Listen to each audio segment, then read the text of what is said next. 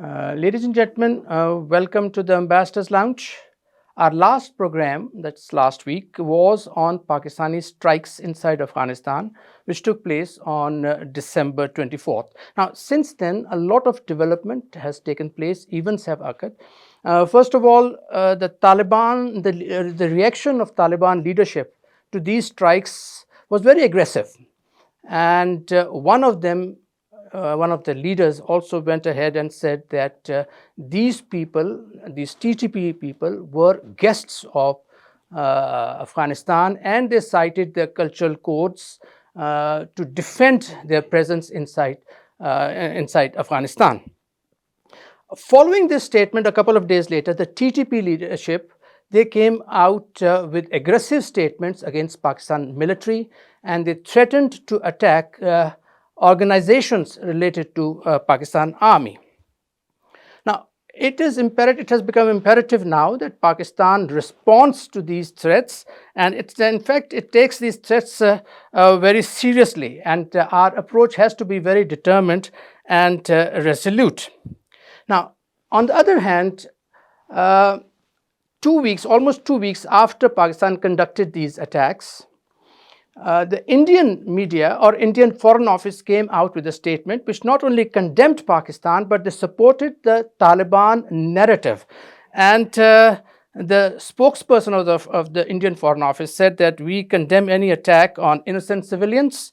It is an old practice of Pakistan to blame its neighbors for its own internal failures. Now, 3 days later, after this statement from the Foreign Office of Indian Ministry of External Affairs, the Indian delegation or the Foreign Secretary, he had an interaction, he had a meeting with the interim Foreign Minister of Afghanistan, and they came out with a very strong joint statement, which among other things expressed Afghans' sensitivities to their territory being used for any activity against India. Apparently, India is cozying up with Taliban. But what are the ultimate plans? Is the great game being revisited? This is something which we are going to discuss with our analysts, Ambassador Asif Durrani and Ambassador Ayaz Muhammad Khan. Ayaz, I'm coming to you first. Pakistan conducted intelligence-based operations inside Afghanistan in March and then again in December. Now, is this going to be a new normal? Is this going to be does this signify a change in policy, Pakistan's policy vis-a-vis Afghanistan? I don't think it's a fundamental change in Pakistan's foreign policy. Pakistan only wanted to demonstrate to the Taliban that if the things have come to a certain point, then it becomes unbearable to not only the establishment in Pakistan, but also the government and the people as well. So it was a stark message to the Taliban government that if need be, then Pakistan certainly can carry out military strikes inside Afghanistan. But certainly, I don't think that there is going to be a new normal or a fundamental change in Pakistan's foreign policy vis-a-vis the Taliban government, because both the countries, both the leadership, both the governments, they need each other.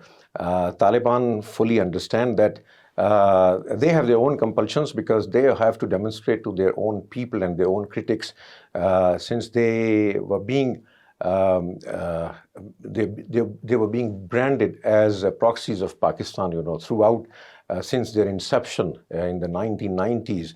Now they wish to demonstrate not only to their own people, their own critics, but to the outside world that is not the case. But what does it have to do with supporting the TTP bases there? Well, that is something which not only the Taliban fully understand, whether they are probably in a situation where they fail to understand or they do not have the will to act decisively, whether they are going to drive the TTP out of Afghanistan, or they wish to retain them, because there are so many other terrorist organizations which are inimical to the interests of the Taliban.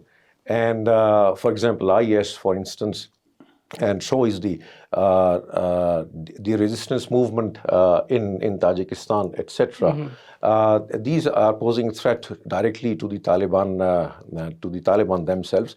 Therefore, they want to have somebody on their side, and TTP has always been siding with them, throughout the 20 years occupation. As Asif normally says, ideological cousins. Yeah. As if TTP has, their leaders have issued very strong statement against Pakistan Army, against Pakistan Army institutions. And this is just after these attacks and after the strong statement issued by the Taliban leadership supporting them. How do you see that? This is bad. These threats should not be taken lightly. And TTP especially, not only taking shelter inside Afghanistan, but they have their bases within Pakistan also. So they have people who are supporting them, who are giving them shelter, and they are also giving them recruits. In Afghanistan, while they are taking shelter with their families, if we put together are more than 60,000. Along with that, when they attack Pakistan, they also have Afghan Taliban, the part of their formations. So this is a grave situation.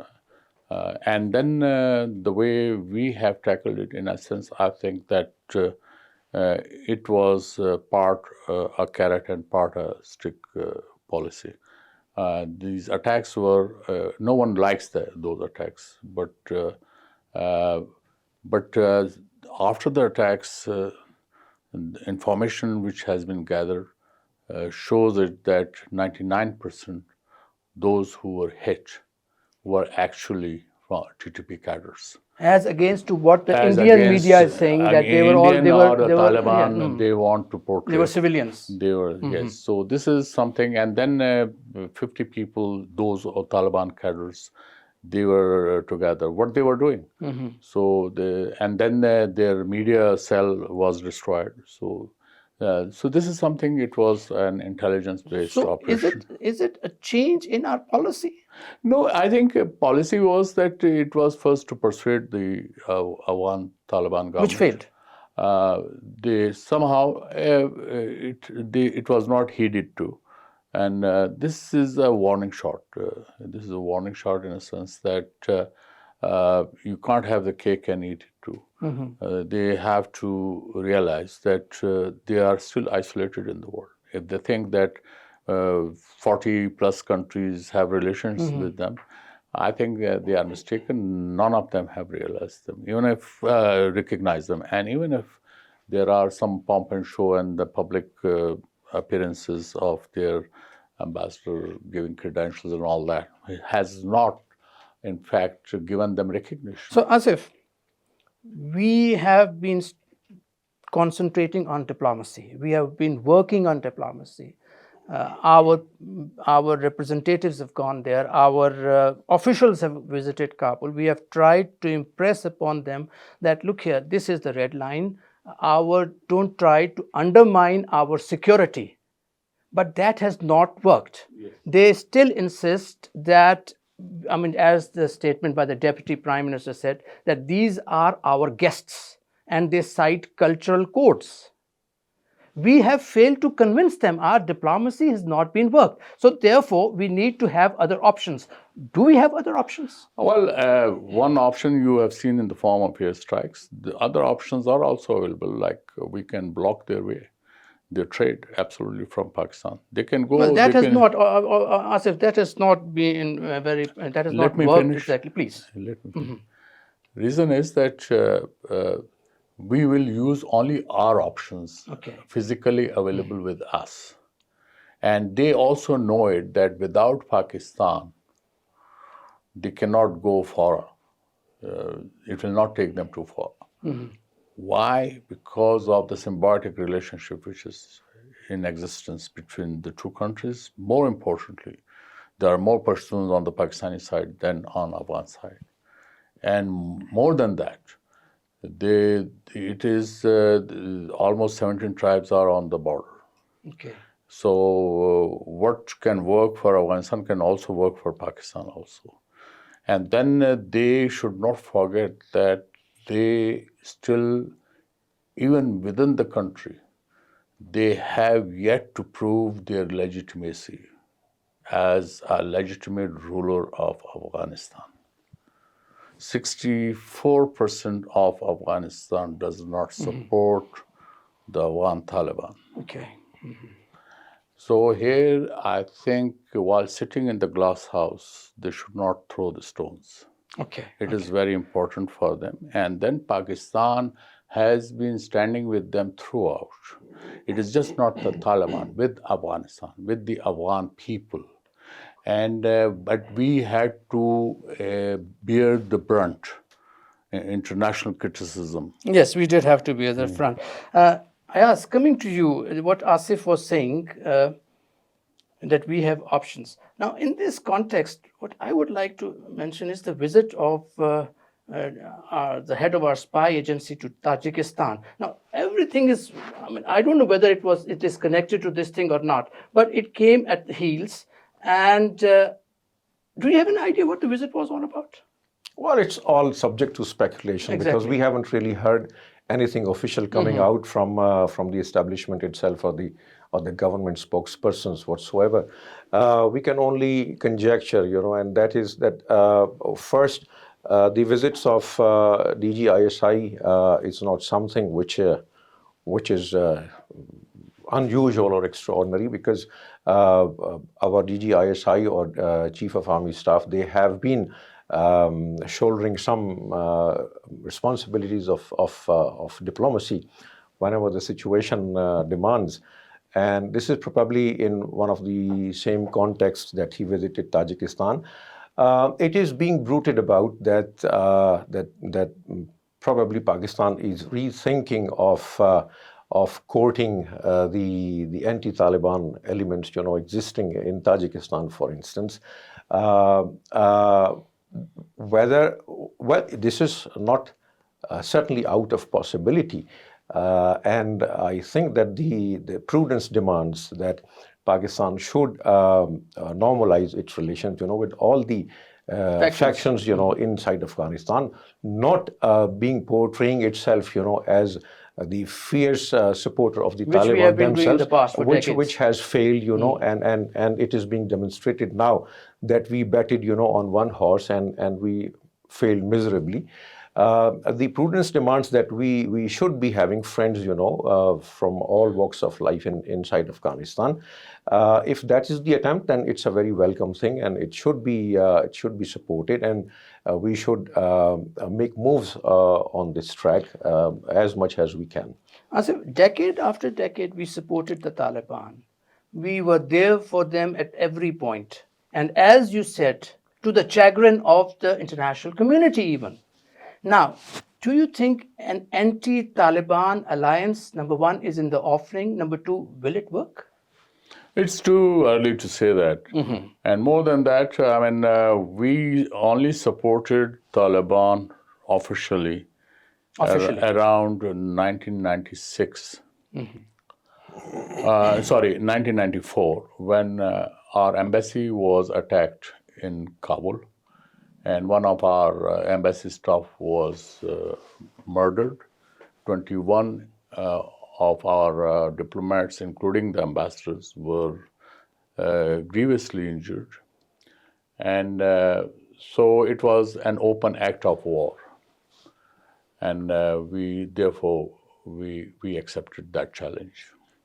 Otherwise, before that, we were also in a fix that what to make of this Taliban movement, because it started in Kandahar. It was a small movement. No one knew, and people thought it would be localized. Then subsequently, it is being credited to Pakistan that Pakistan established that. But I think they were already in existence. They belonged to different Mujahideen parties, and they came together, and that's how Taliban movement came into being, and the rest is history. But after 9/11, we should not forget that we sided with the world community after the 9/11. And to quote the French permanent representative after the 9/11, he said, "Today we are all Americans." And the UN Security Council Resolution 1368 was adopted within 5 minutes. Otherwise, in the UN Security Council, even an anodyne presidential statement takes days, if not weeks. So this was the emotion, this was the environment under which this 9/11 happened and everything happened. So Pakistan had to tell the Taliban that you have to hand over Osama bin Laden. Yeah. Even then, they tried to invoke the Pashtun The code cultural of code, Pashtunwali and all that, and they didn't hand over. But there were a number of Taliban who were arrested inside Pakistan and elsewhere and were taken to Guantanamo Bay. So those elements are deadly against Pakistan. So we should have no illusions that we supported them during the past 20 years of their struggle against the American and NATO So occupation. will this anti-Taliban alliance, do you see it in the offing? That can always happen. Reason is we are talking about Afghanistan. I have said it earlier also, that in Afghanistan for the past 45 years, nothing has been constant. Nothing has been stable. So I can say that what will happen next year, I don't know. So retrospectively, do you think, as Ayaz said, do you think we betted on the wrong horse? No, we were not. We were betting on, we are the victim of the circumstances. And it was not betting on the wrong horse. For instance, Indians, they were deadly against... We really thought that Afghan Taliban, once they came into power, they would do our bidding, number one. Number two, they would retract on Durand Line. Number three, they would support us against TTP. Did we really Let me think make that? it clear. On Durand Line is not our headache or our issue. So we never ever discussed in our policy making With institution. Taliban. In our within our Okay. own system. That is a border, internationally recognized border. Whatever Taliban think or others think, a problem. it doesn't matter. It's their problem. One thing. Would they do our bidding? What kind of a bidding we expect? As it's in TTP. We have been trying to impress upon them not to have. No, the TTP was actually, they got an opportunity. They are misusing the hospitality inside Afghanistan, and Taliban have to realize that this is not That's personally. exactly what I'm saying. Why are they not realizing it? They have to realize. They have not realized they'll it. have to pay the price then. What price? They'll have to pay the price. Then they'll have to invite the enmity of Pakistan. Okay. Are they ready for that? So be it. I have to be blunt. Okay. Second thing is, there's Taliban also are divided. Kandahari group, Kabuli group. Who are we interacting with at the moment? No. For us, it's all Taliban. We right now we have not made any distinction on that. And we should not be doing that. The general view was that we are interacting with the Kabulis, not the Kandaharis. As Mr. Ambassador Sadiq was there, he was interacting with the The question Kabuli is, the Kandahari group is mostly, it means Mullah Heptullah, and he's reclusive. He hasn't met any people except for the Qatari Prime Minister, as far as foreigners are concerned. So, but this same Heptullah was living in Punchlab for many years. I'm sure our people must have known him, must have known his habits also. So here, I think jury is still out. We just can't say that we are not in. We are ignoring Kandahar and we are giving more preference to Kabul. I don't think so. You have to deal Afghanistan as a whole. Which group is more obstinate? When it comes to Taliban, don't make any guesses. Okay. Who is obstinate? You can say who is not obstinate. Okay. Who's more malleable? Malleable? Don't know. Frankly, I don't know. Okay. If Asif is saying, then we can take his words for that.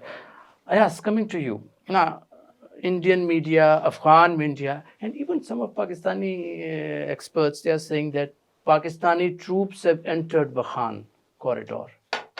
Now, since there is no official confirmation, and I don't know whether there will be an official confirmation or not, but what I want to ask is that strategically speaking, how important is this Wakhan corridor for Pakistan, for Tajikistan, for China, and even for Afghanistan? You have asked two questions. So one is whether Pakistani troops are actually there I didn't ask the that ground. question. Okay, whether Pakistan is contemplating, even remotely, to put its feet on the ground, or whether it's going to annex the Wakhan corridor. Certainly no. What is being said in the media, I think it's total speculations, nothing else, just to probably attract more viewers. There's a competition among the media houses themselves, and also sensationalization of the whole issue by the Indians themselves. But certainly, given the satellite imagery or other facilities, anything that is happening, out of normal will certainly be captured, and Plus, there's no international hue and cry there's no over hue it. and Yes. cry. So this is total absurdity. One. Two, as far as the geostrategic importance of the Wakhan corridor is concerned, it certainly is. It is connecting four countries, together, and it is probably the shortest or the only direct route, for Pakistan to Central Asia. But it certainly, the terrain is very rugged, very It's impassable. insurmountable, if I would say. It's difficult to really to tread on this route. So it does not really provide that facility of having a free trade between Central Asia and Pakistan as such. But given the overall security situation, if we look at the Wakhan corridor from a security perspective, it certainly has a lot of importance. China is very much concerned about it because it is the only direct link of China with Afghanistan.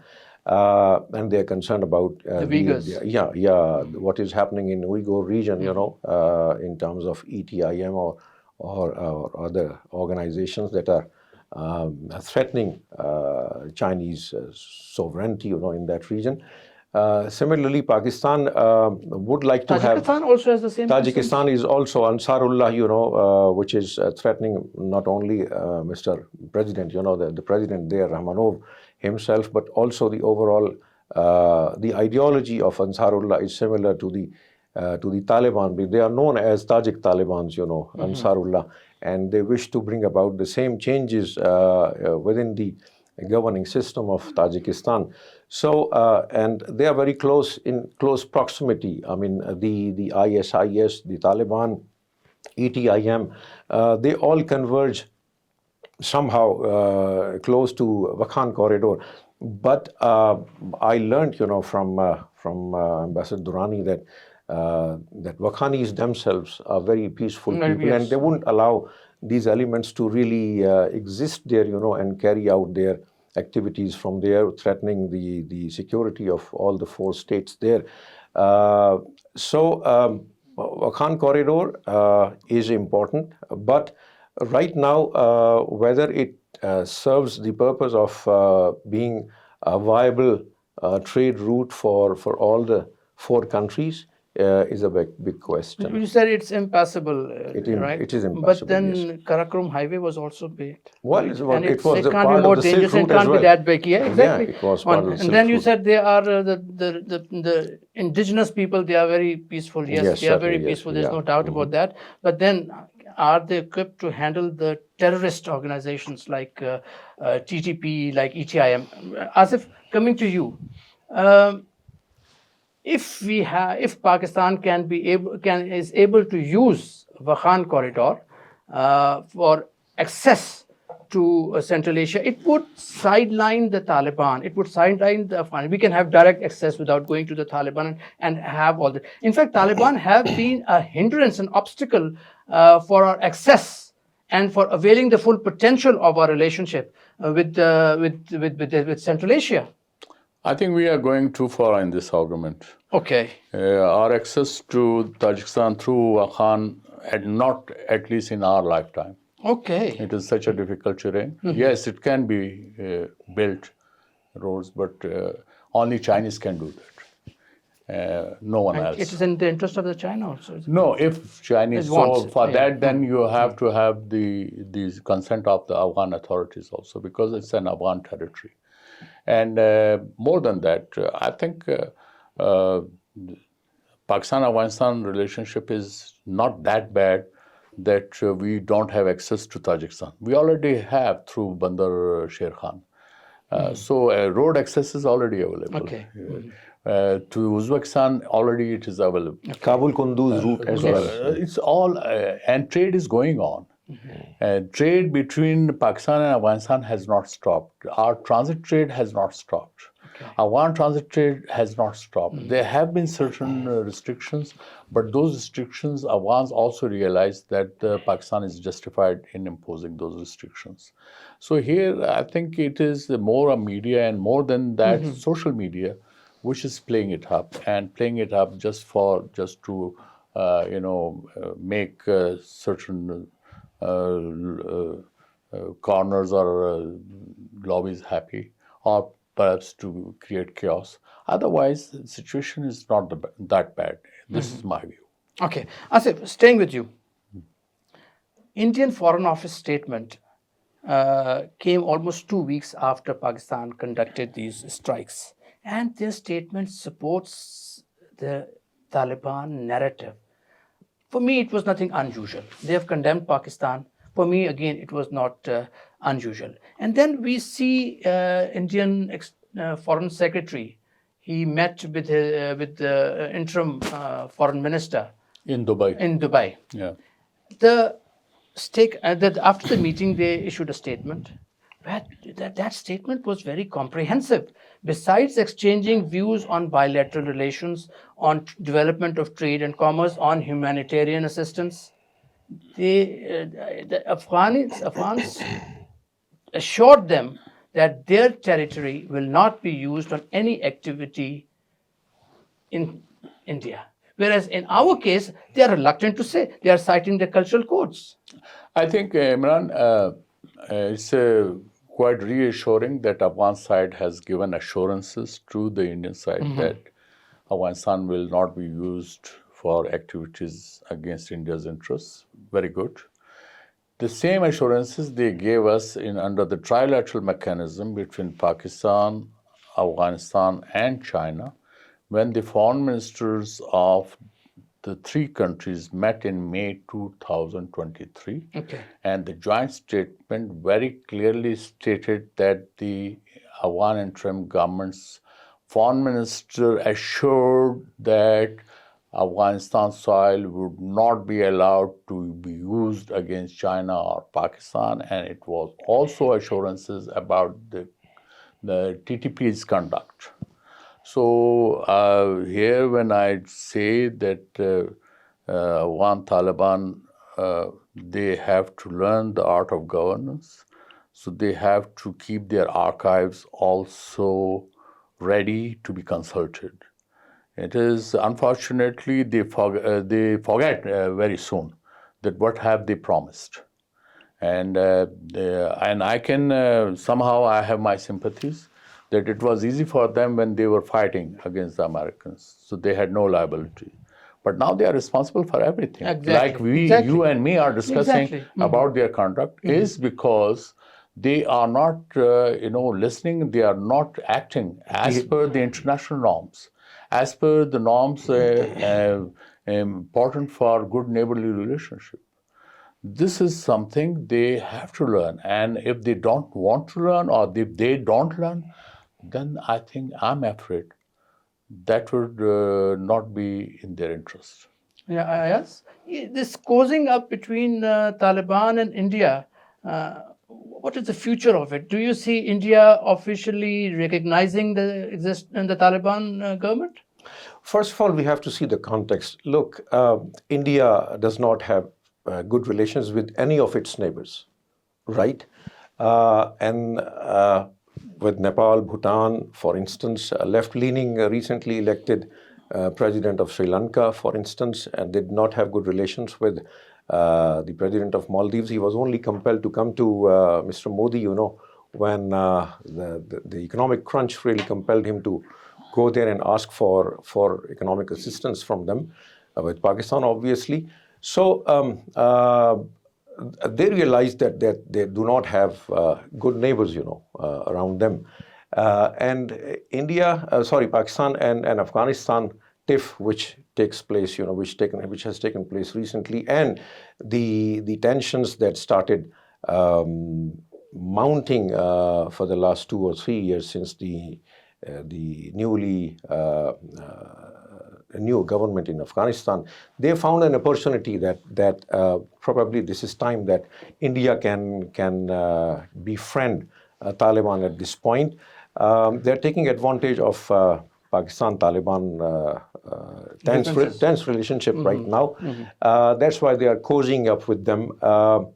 But whether India is going to unilaterally recognize the Taliban government without the United States, Western countries, or other major players in the international arena, Japan, for instance, Australia, etc., whether they would decide to recognize them, it's a big question. I don't think that India would unilaterally recognize Taliban government, and knowing fully well that the Western world has particularly serious reservations about the way Taliban have been dealing with the women, and the human rights violations there. So it would be going in the opposite, swimming against the stream, of the international opinion. So I don't think India has been doing that. You can see it in. When it came to buying oil from Ukraine, when it came to buying S-400 missiles from Russia, when it came to starting this Chabahar port. Well, it did go. But do you think this is more serious? India has been very dexterously playing its cards, no doubt about that. For instance, even in they talk about the strategic autonomy. Even in also. the Chabahar case, for instance, when they decided to invest $120 million right now, and 10 years management of the port itself, Adani Group, they had decided to invest in Haifa, in Israeli port, 1.2 billion. Absolutely correct. So they are very good at In fact, the Haifa port they've already taken over. Absolutely, yes. So and we should be mindful of this fact that if we allow the situation, the relations between Afghanistan and Pakistan to deteriorate any further, then it certainly would serve the purposes of India, and would be very, very prejudicial and inimical to our interests, in the region. Asif, this Taliban, do you think they could be using their increasing interaction? You see, the Indians have raised the level of their interaction with Taliban. First, it was just a joint secretary of the Ministry of External Affairs. Now it's the foreign secretary. The first meeting between the foreign secretary of India and the Taliban. So they have increased. Do you think the Taliban would be using this as a leverage against Pakistan? I don't think it can be a leverage, because our leverage is geographical as far as India is concerned. India at best, and it's already doing, is pumping money. So they'll give money. They are already giving money to TTP through Afghan proxies, not from the capture of Kabul by the Taliban, but before that. So they have been doing that, and this is throughout in Pakistan-Afghanistan history. Indians have been actually prompting anti-Pakistan elements, and Pashtunistan elements who were taking shelter in Afghanistan. Their expenditures were borne by the Indians. Radio Kabul, Pashtunistan program was funded by the Indians. All India Radio used to, in fact, at times act as Radio Pashtunistan. So this is not something new. This has happened. But the geographical advantage which Pakistan has, India doesn't enjoy that, and it's not going to give them the benefits they think that they will accrue. But yes, they want to keep Pakistan busy through Afghanistan or by using Afghan soil.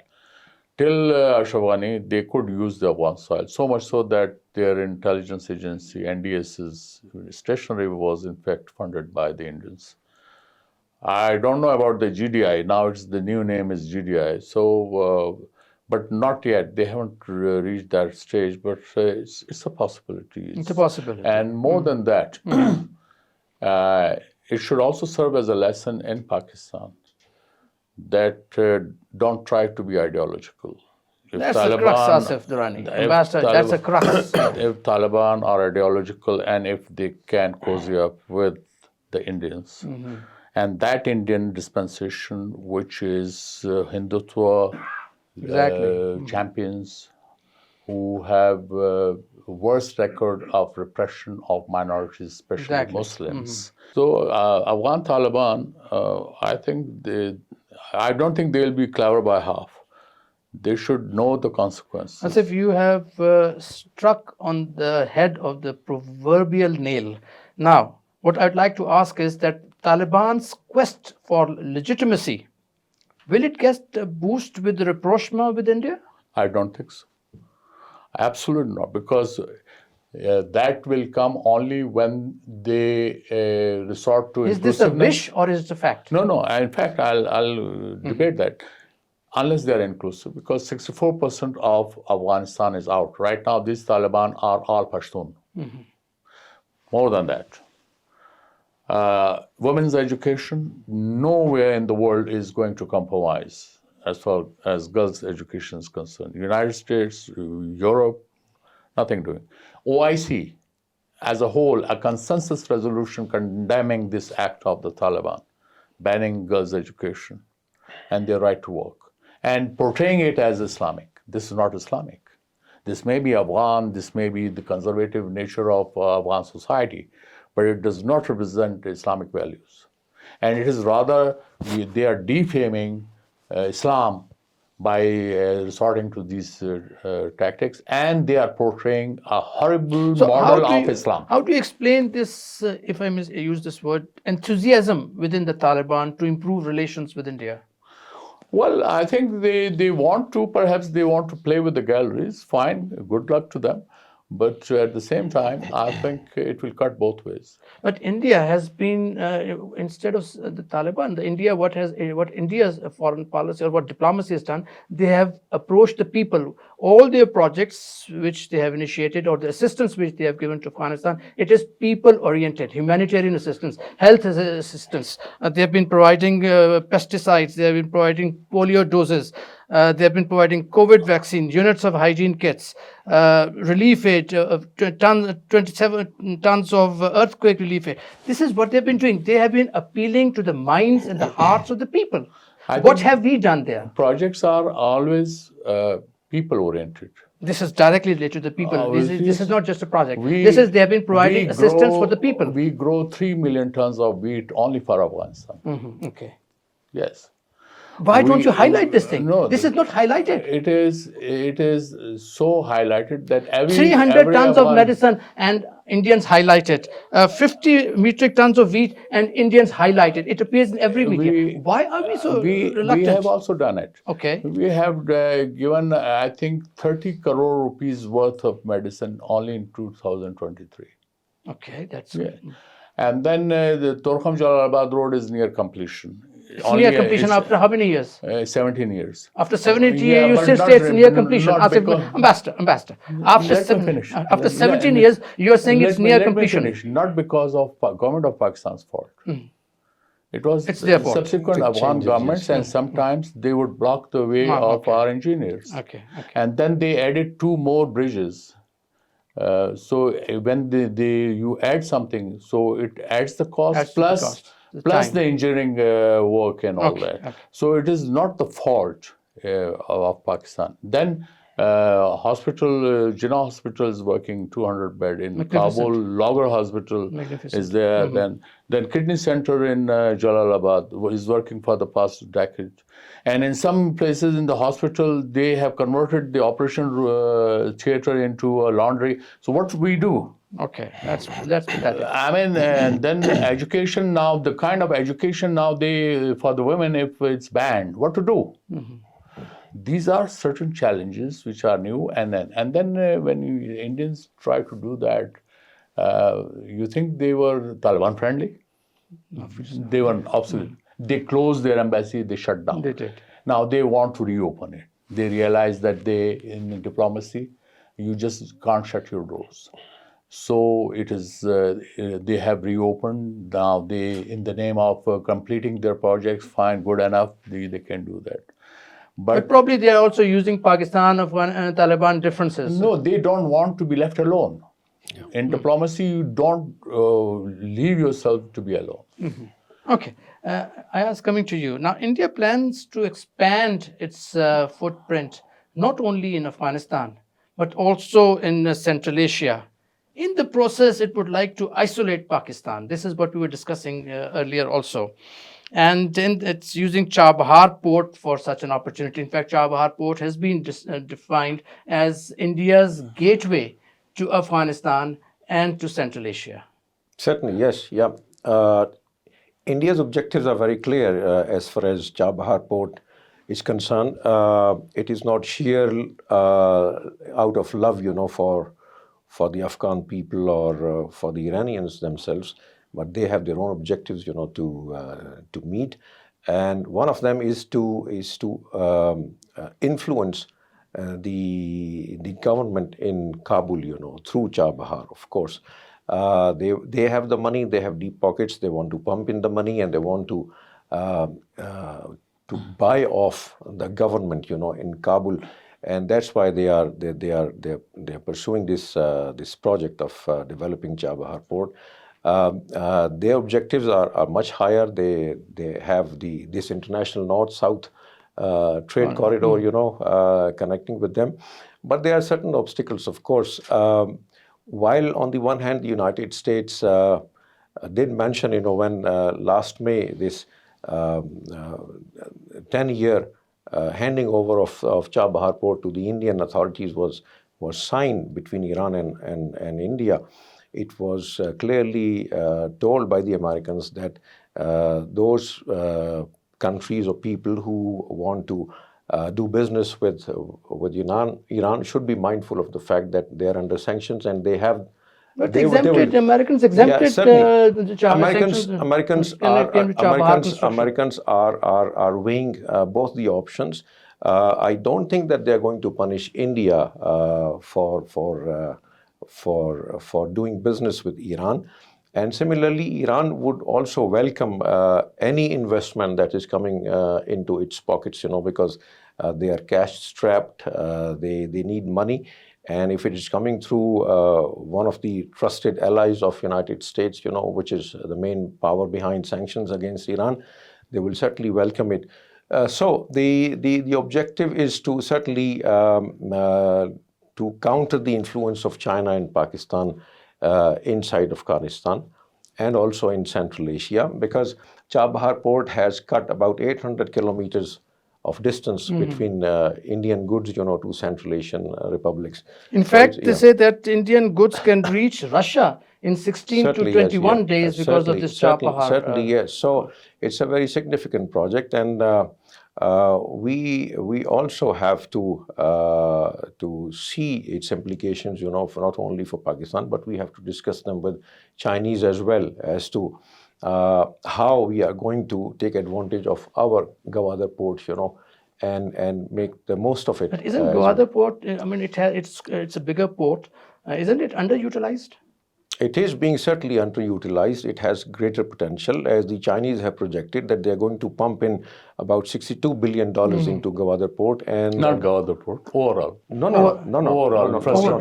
Say that Gwadar port, only $62 billion in developing and. Ayaz Wakhan, overall Chinese. But let's see. I'll have to check. I'll have to check my notes. I'll have to check my notes. But $62 billion for Gwadar port might be a bit too much. I was reading a report this morning, which said that Gwadar port. But okay, overall I'll stand corrected. CPAC investment is $62 billion. And it is going to handle about 400 million tons in the future of goods, in the future. Presently, it's 2.5 million tons. It's about 2.4 million or 3 million tons right now. So the significance is there certainly, and well, we'll have to wait and see as to how Indians are going to go about Chabahar port. And if I may, I'm coming to you, Asif, about the, yes. Would you like to add something? Yes, Chabahar port, India did invest in that, and then 10 years ago, when in 2016 when it was inaugurated, the idea was that they will bypass Pakistan, go to Afghanistan and Central Asia. North-South corridor, already they are in touch through Bandar Abbas. So they don't need, and then I don't think it makes a business sense.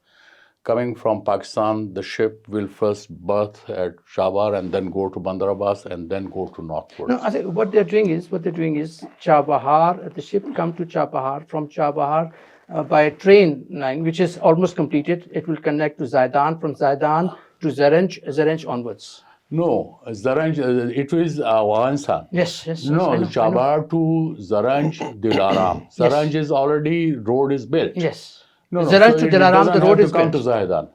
It is. They're making it. They have made a rail. Listen, Ambassador. They have already constructed a rail link. Zaidan and Chabahar is different road, different route. Yeah. It's about 240 kilometers. And it's more than that. No, Chabahar, Zaranj is a different route, which will touch Afghanistan border.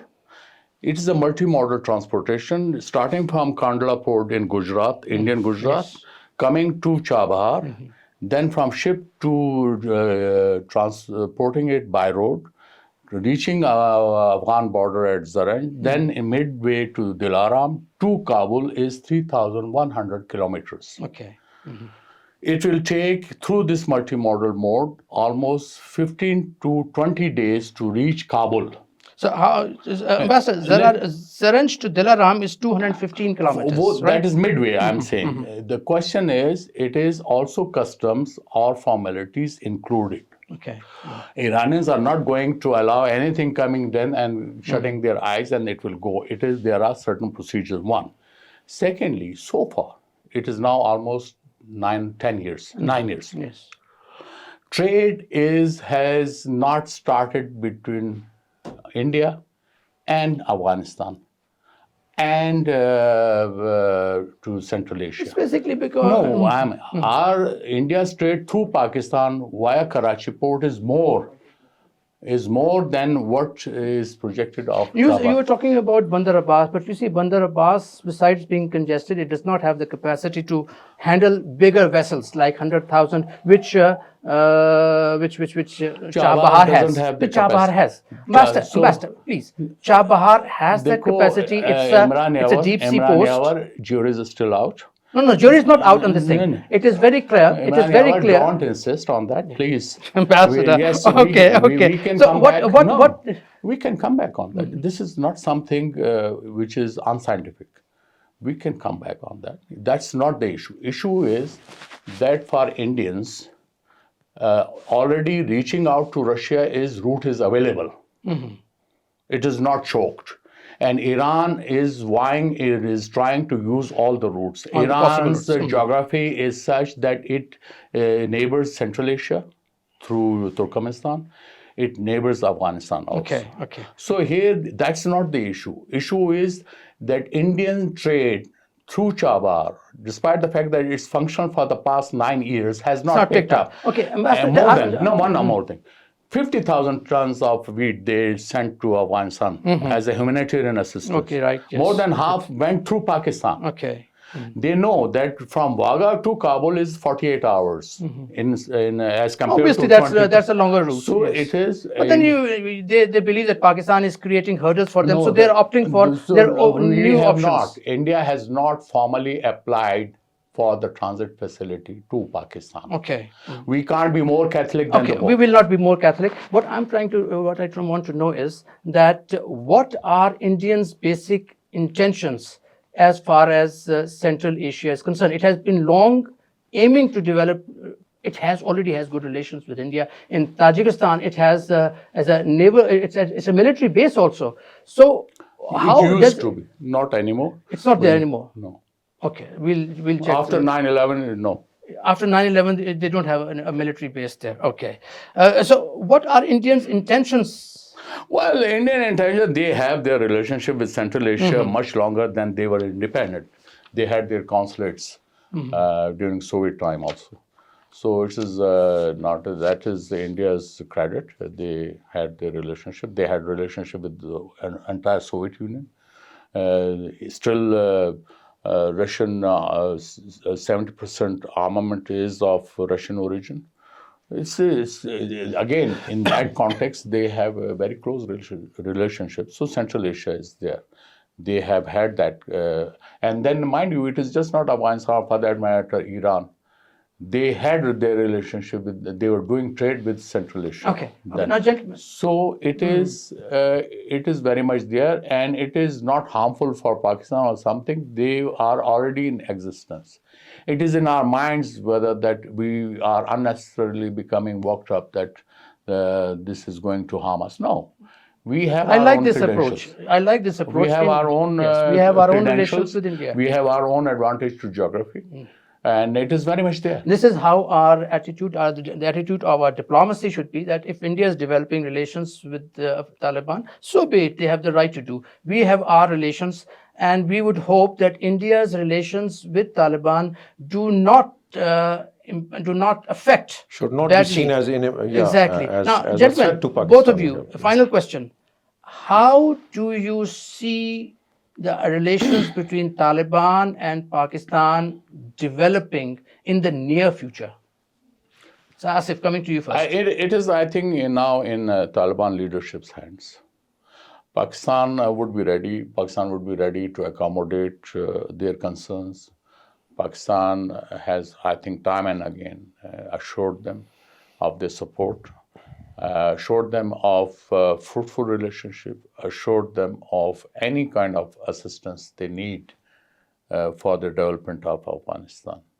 So here, but Pakistan's grievances have not been addressed, unfortunately.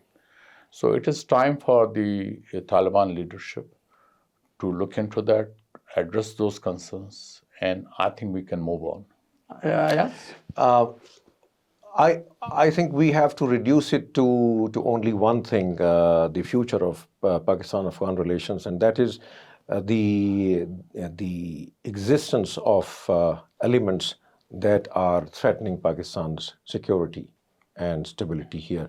That is TTP and BLA and others who are existing on Afghan soil, and Taliban have to refer back to, as Asif Durrani said just a few minutes ago, they have to go back to Doha Accords, and see that the first four principles that were agreed between the then government in Afghanistan and the Americans.